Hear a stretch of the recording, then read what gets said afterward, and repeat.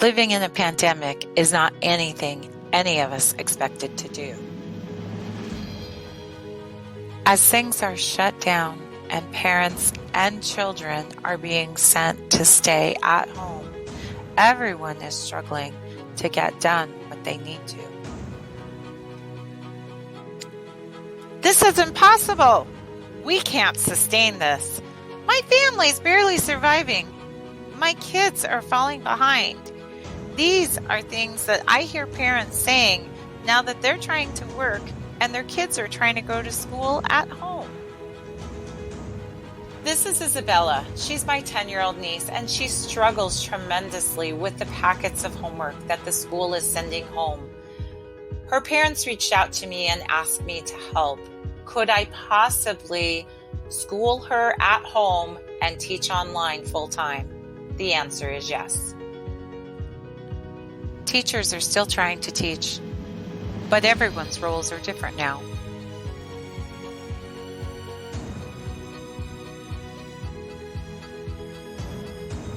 Schooling at home can be done successfully. You don't have to just survive. Let's look at exactly what are you doing, how are you doing it, and where are you doing it? The answers to these questions will make a difference. What are you even doing? Do you know? Do you have a plan?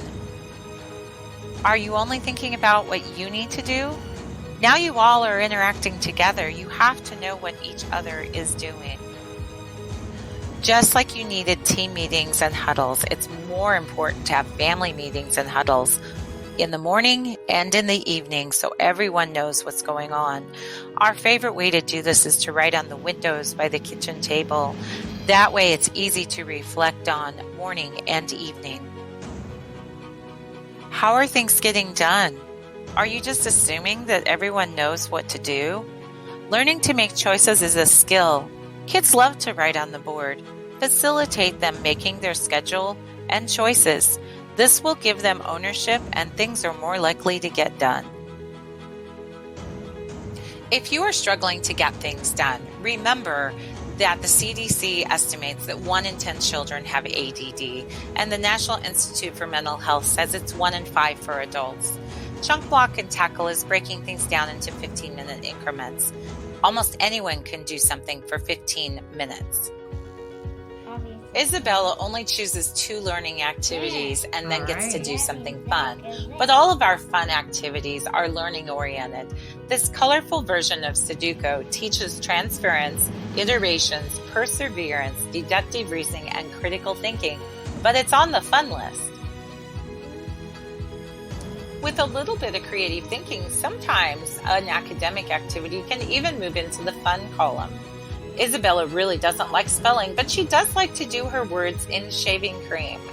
I can record her words, and she can do this on her own once she knows what to do. Use timers to set limits and to keep everyone on schedule. It's like the bells at school. Kids are used to them. And now you aren't the bad guy for stopping a fun activity. It's simply transition time.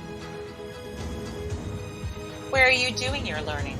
Reframe your idea about space.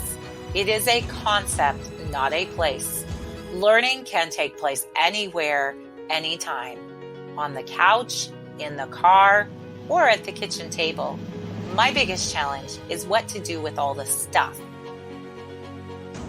These are ideas that have really worked well for me. I love utility carts, and baskets for each individual student are a great way to quickly and neatly clear a space. Lap desks for working on the couch, and these little desks are great for working on the floor. Don't forget book bags and pencil cases.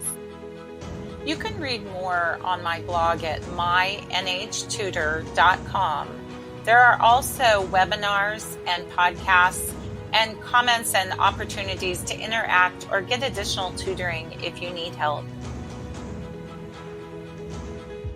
With a few adjustments to schooling at home, it is possible that you might find that this has been an experience that strengthens your family.